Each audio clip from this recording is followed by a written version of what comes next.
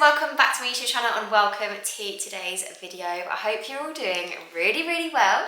I thought today we could do a little sit down video, a little catch up. I feel like I haven't done this in ages, and I know actually the last time I did it was when Hallie was about 2 weeks old. I did like a newborn Q&A video, and obviously that was mainly about like the birth and like my plans on what was going to happen throughout the newborn stage, etc. I actually can't remember what my answers were for any of those, so if you're interested, go back and watch that. But I genuinely feel like a different person having done the newborn stage, and now I have a 4-month-old and a 3-year-old, and things are very different. My life is very different. I do genuinely feel like a different person. It's crazy. And yeah, I just wanted to do like a little updated Q&A on all the things you asked me over on Instagram when I put up a Q&A box. So let's get into it straight away. These are going to be in no particular order. Maybe they're not going to make sense. I'm just going to go here, there, everywhere. Grab yourself a hot drink. I've got a coffee. Let's do this. So I do have Hallie next to me right here, so if you hear any noises, that is her. But the first question I wanted to answer, which was one of the most asked questions, which I found really surprising actually, was how are you adapting to the change of Ash being home now? And so a little bit of background, if you guys don't know, my husband Ash has been in the army for a long time, and basically he's left the army now that we've got 2 kids and it was the right decision for our family, etc, etc. Not going to get into it too much, but basically, yeah, like our whole relationship has changed in that our whole family dynamic has changed even, in that he's at home a lot more now. So he's home in the evenings, which wasn't the case before, and he's home at the weekends, which wasn't always the case. And he's also just never going to go away for like 6 weeks, 8 weeks, 6 months, 9 months, ever again, which is like, I still don't think I've got my head around it, because that has just been our normality for so long, literally our entire relationship, and now it's not the case. And I cannot put into words how happy I am that this is our life now. For me personally, the last 3 years, being a military girlfriend, fiance, wife, whatever, well, depending on the year, has been so incredibly difficult. And it's been hard on all of us, like Ash having to go away and missing George's first birthday, for example, and leaving me to sort of do the juggling. Yeah, it was hard on me, don't get me wrong. I was doing the juggling of work and childcare and being the sole person, etc., and being on my own and, you know, feeling lonely and all that kind of stuff. But I feel like we often forget about the person going away, and he found it really hard too. So when we decided to start trying for Hallie, and when we actually fell pregnant with Hallie, that was sort of the decision maker for him to leave, and he's left. So he's been back now for, well, a couple of months. So he left the army, like officially his last like working day, like actually at camp, was when Hallie was 6 weeks old. And then now he's been back since then. I think his like actual like termination date, they have like a lot of leave. His actual termination date was very recently. So he's officially a civilian, guys, and I love it, and he loves it, I hope. He tells me he does, and he started his new job and everything, and he's finding it really interesting. He's like talking about it passionately, and you know, all that kind of stuff, which I am so pleased about, and I just love having him back. It's so, well, firstly, helpful. It's so helpful because there's another pair of hands to either be with the kids or do some housework or whatever it might be, do the weekly shop. Like there's so much admin that goes into running a house and looking after kids, and the fact that there's 2 of us now all the time, most of the time, then it's just amazing. You know, there are difficulties for sure. We butt heads on things that beforehand I would have just made a sole decision on, and it would just be like I wouldn't even have to run it past anyone. But that is a very small price to pay for just the fact that we're like a family unit properly together. Like I just can't put into words how incredibly happy I am, and I think I make a point of telling him how incredibly happy I am about it most weeks.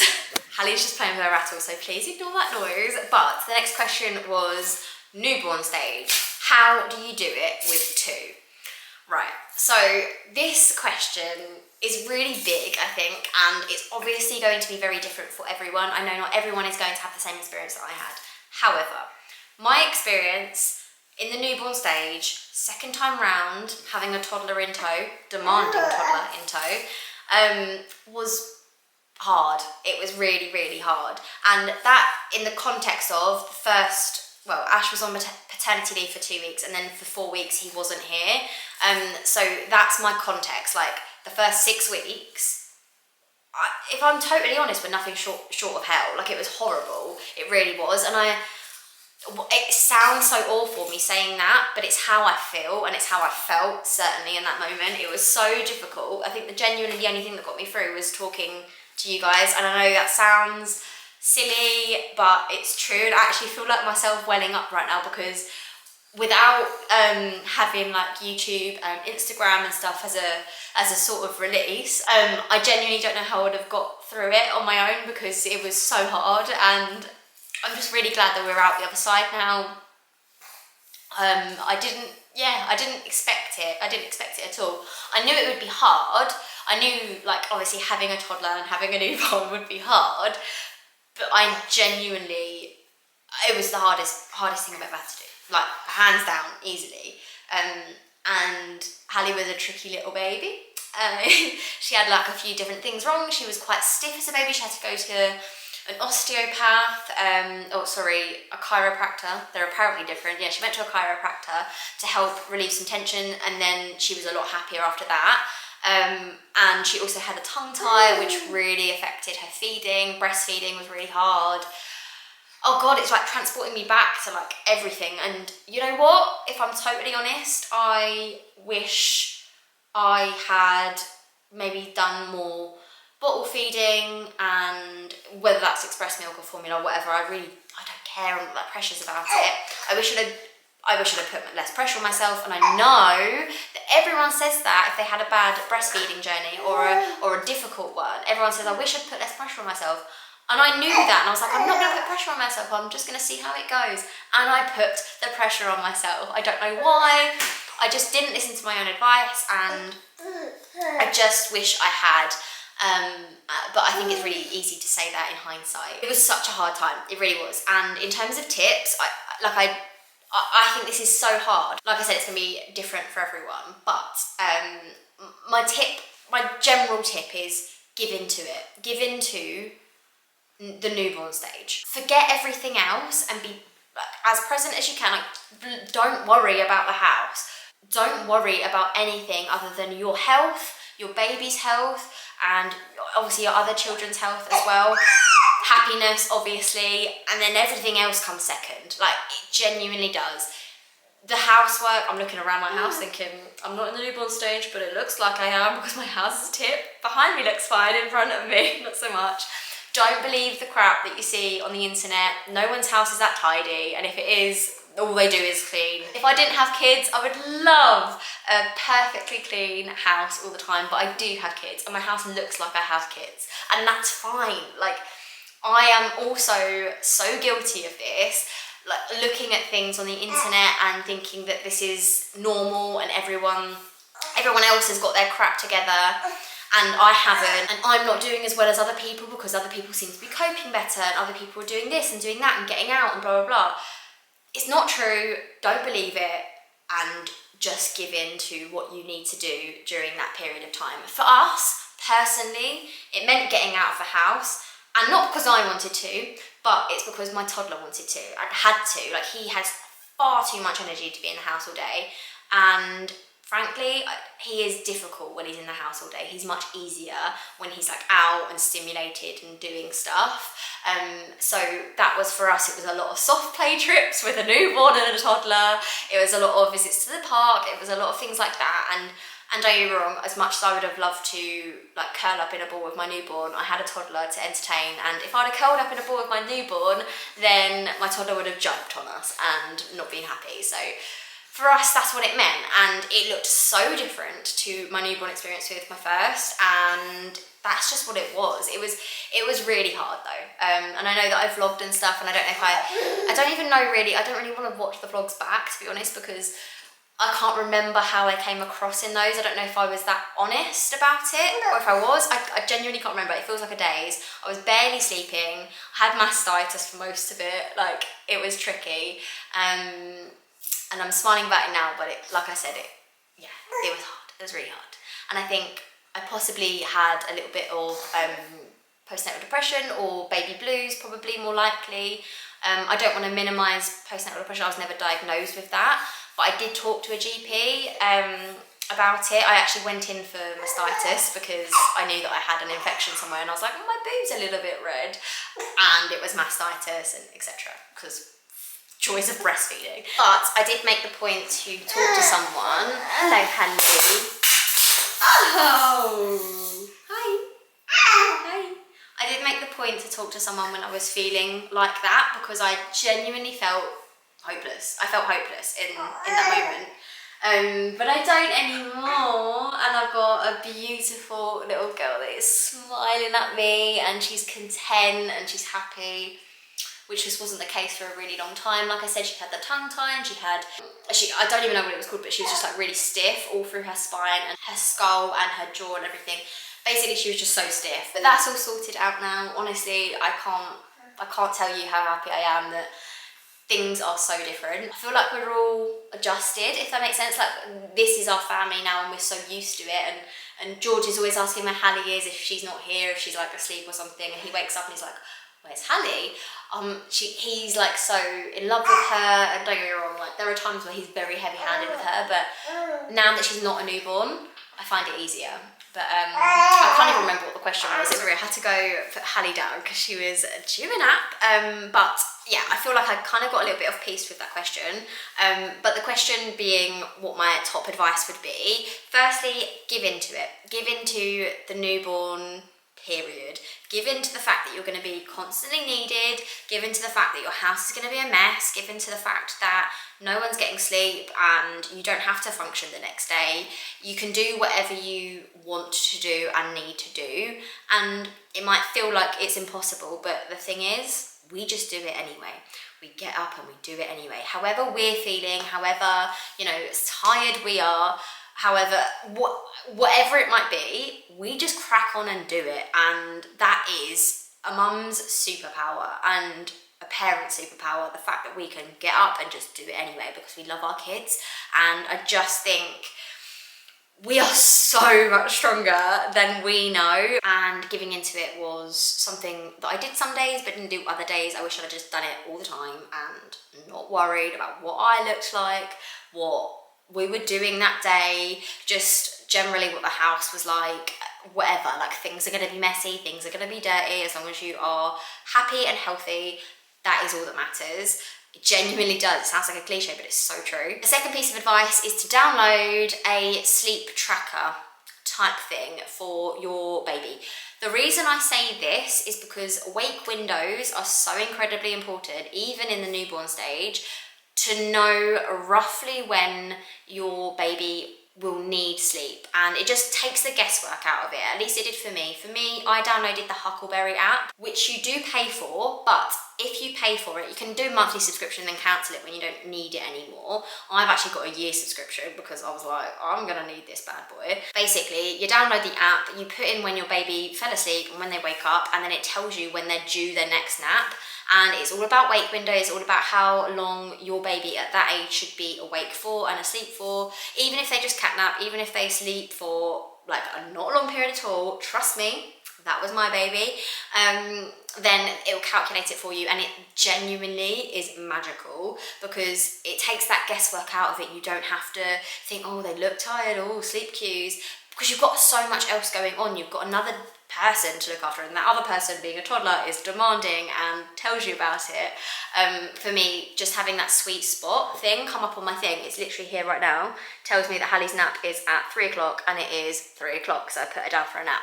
So, and she's asleep straight away. Like, it's just magic. It knows, it's great. Yeah, that's all I have to say, basically. Get it, get the Huckleberry app. That's genuinely what saved me. My third piece of advice is talk to someone. I touched on it briefly, but talk to someone. Just rant. Rant to your friends, rant to your mum, rant to your partner, rant to your midwife, your health visitor, anyone. Rant to them. Because for me personally, I felt very supported when I spoke to the GP about how I was feeling about things. I also spoke to the health visitor team, and they also had like a texting service, which I found great because it meant I didn't have to, I didn't have to vocalise how I felt necessarily, which I found quite hard at the time. And they had a text service, so I text out how I was feeling and you know, what my concerns were and all that kind of stuff, and I sent it to this hotline that the health visitors have in my area. I don't know if that's the case everywhere, but speaking to the health visitor, they were able to like direct me to this. And then I got a text back, and a really detailed text back, and it was just someone on the other side of the phone. It wasn't like an automated text or anything like that. It was just another person on the other side of the phone giving me practical advice and reassurance and just a little bit of counselling really, and it really helped. It genuinely did, and it just made me feel seen. It was a safe space for me to say those things where I wasn't going to get judged. And it wasn't someone that I knew, which I found quite nice. I think often when we know the person that we're talking to, we want to appear like we've got our stuff together, and you don't want to worry them about how you're feeling, and so you don't really you don't bear all. Whereas with a stranger, I feel like sometimes, especially for me, that's definitely something that I felt a bit more comfortable doing.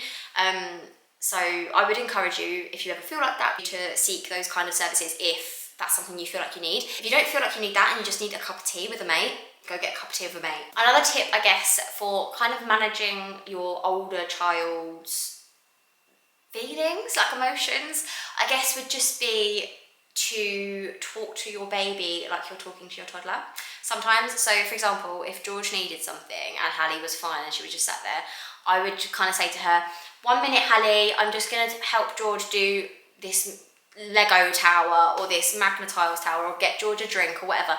I would tell her, like I'd act like I'm telling her, like, hold on a minute, just 1 second Hallie, I'm going to help George. The same way that I would have to do that with George if Hallie needed a bottle or she needed comforting or something.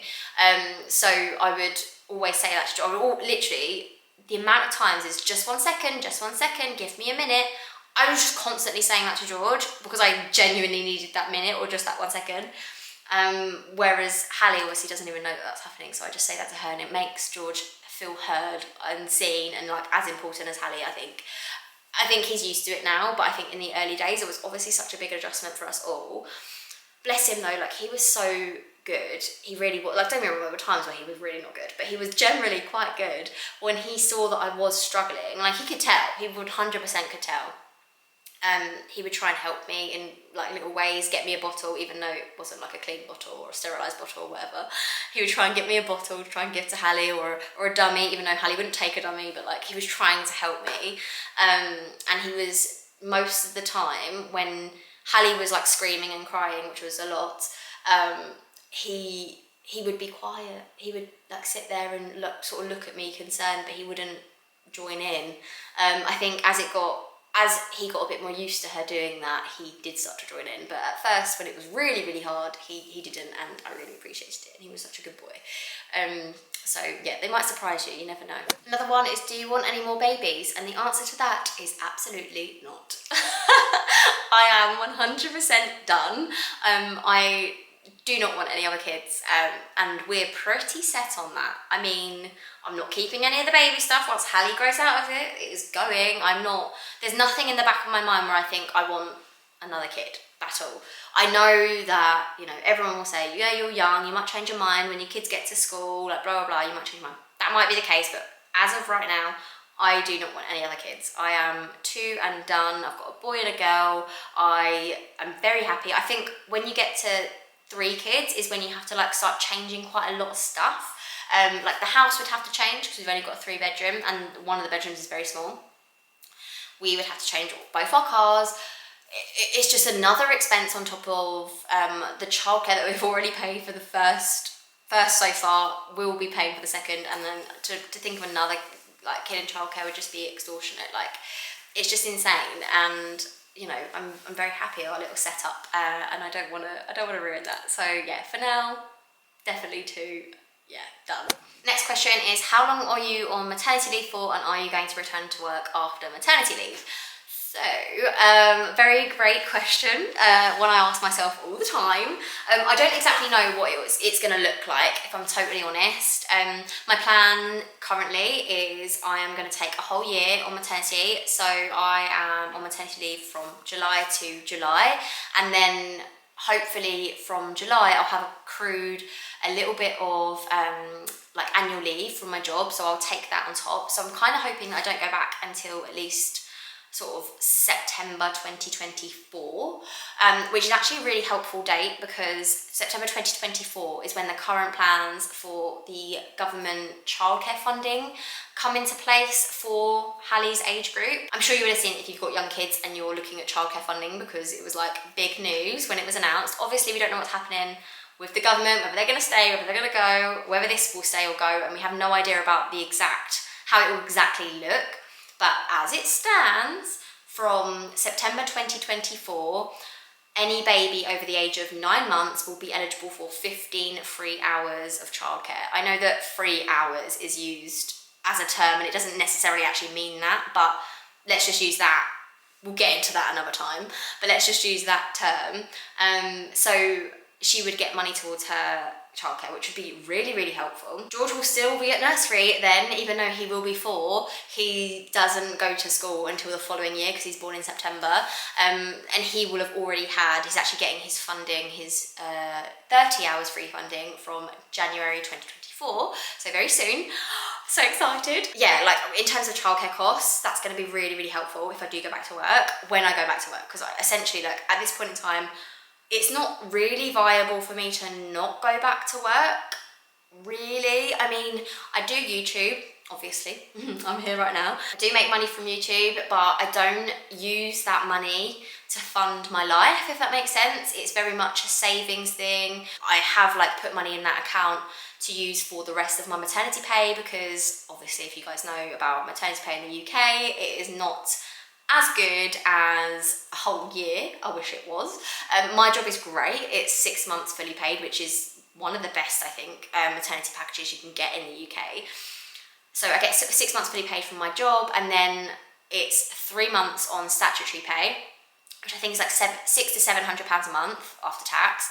And then after that, you're not getting anything. So I've got 3 months and a bit without any money. So I've put money aside to fund my half of the mortgage and my half of the bills and my half of the childcare, etc, etc. So I have that money put away in a pot. But in terms of if I was to ever not work and just do YouTube, I would absolutely love that. But financially, I don't know whether it's the smartest move. It would be a great thing in terms of the flexibility and in terms of childcare and you know, all of that kind of stuff. I'd love to work for myself. I would love nothing more, but it's a really scary thought, and I just don't know if I'm ready to make that decision just yet. Another question I got was, how do you split household chores and looking after the kids with your husband? Which I think is a great question, because actually on my last video, I got a couple of comments saying, oh, you know, it doesn't really look like your husband helps out and you do too much, and it looks like you're still solo parenting and that kind of stuff. And I feel like that's my own fault for making it appear that way, because obviously Ash doesn't like being in the vlogs and stuff, which is totally fair. It's his own prerogative, and I've always totally respected his privacy in that sense. But it does mean that I can't show all of the things that he does in the day, in the week, in the, you know, in the evenings and things, because he's not in the vlogs. And I'm not just going to sit there on the vlog and say, Ash did this, Ash did that. Like, it's just it would be a weird vlog if I did that. Obviously and naturally, me being on maternity leave and being at home basically all the time, I do most of the housework. Like, I can't lie. However, when Ash is here in the evenings and on the weekends, he does his fair share. Like, trust me.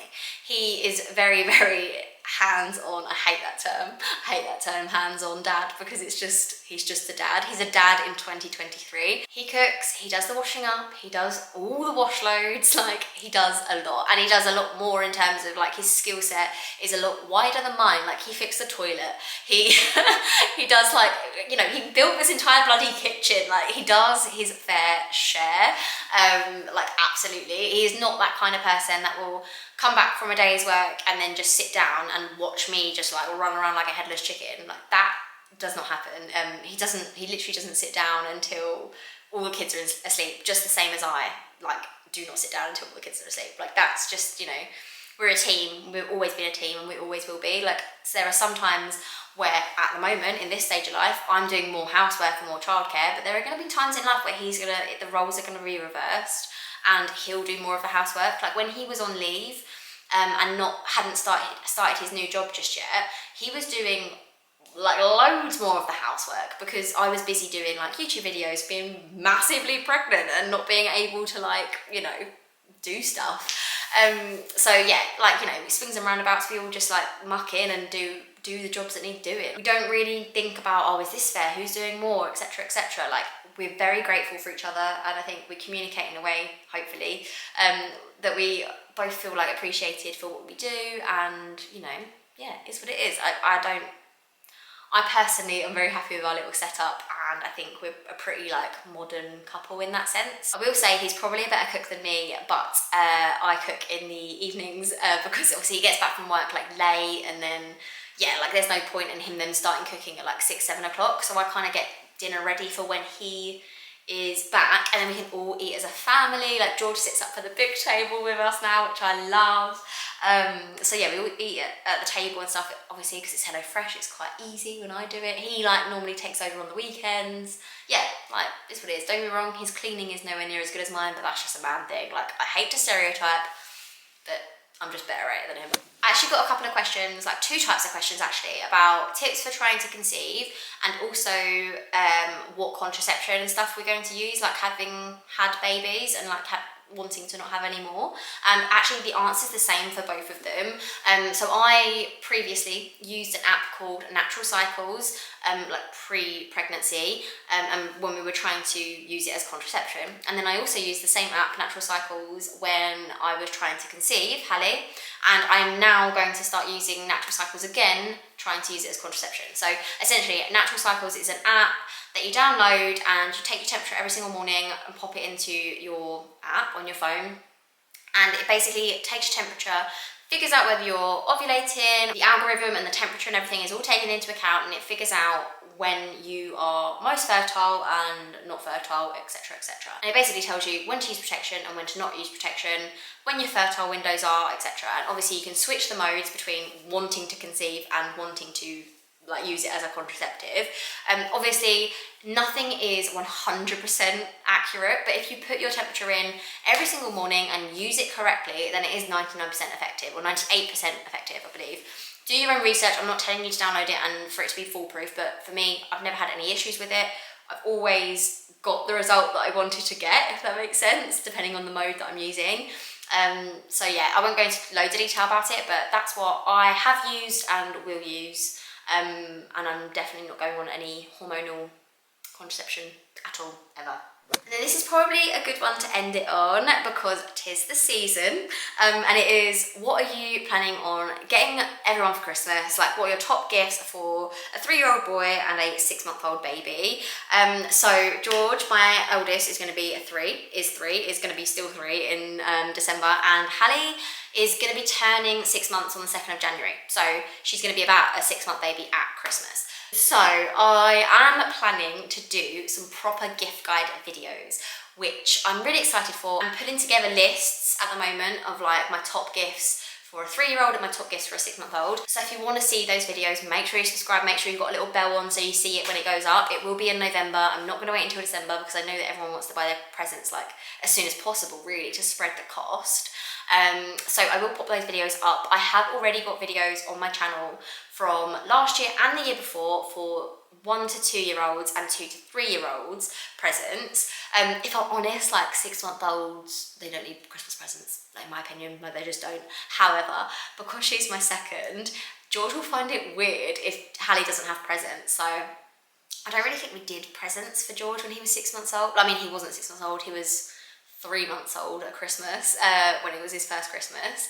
But yeah, we'll get, you know, some little bits and bobs, and I'll put a little list together, but I do genuinely think like there's no need. They're not going to know what's going on, it doesn't matter. But if you need things, then why not pop it all, wrap it up, and it'll be a fun little activity to do. So yeah, I'm going to put those lists together. I'm probably not going to do a his and hers one, which I normally do. I have got those from last year and the year before if you wanted to see a his and hers one, and like a mum and dad one as well. I've definitely got 2 of those videos. This year I'll just do the kids because fitting in filming content around nap times and housework and childcare is just a lot, and as well as editing all of them and doing brand stuff. Like it just seems like a lot of work at the moment. So yeah, those videos are coming very soon. But for Christmas, for George, one big thing I think we want to get him is a Tony's box, and then for Hallie, I think we're going to focus on like the weaning stuff and getting her things like that, and obviously some teething toys, some rattles, you know, the stuff like that. We're thinking jumperoo vibes as well. So yeah, we'll plan it out properly, but I'll do like videos of tried and tested toys that George loves, as well as some ideas that I'm thinking about getting him this year. And then same for Hallie, like things that George absolutely loved when he was 6 months old, things that we're going to get her. Yeah, we'll do that. But for now, guys, I think I'm going to leave the video here. Thank you so much for catching up with me. I hope you enjoyed this video, and I will see you very soon in the next one. Bye! 'Cause you glue all the pieces back together. Yeah, you take all my wrongs and make them better. Yeah, you're making me wanna try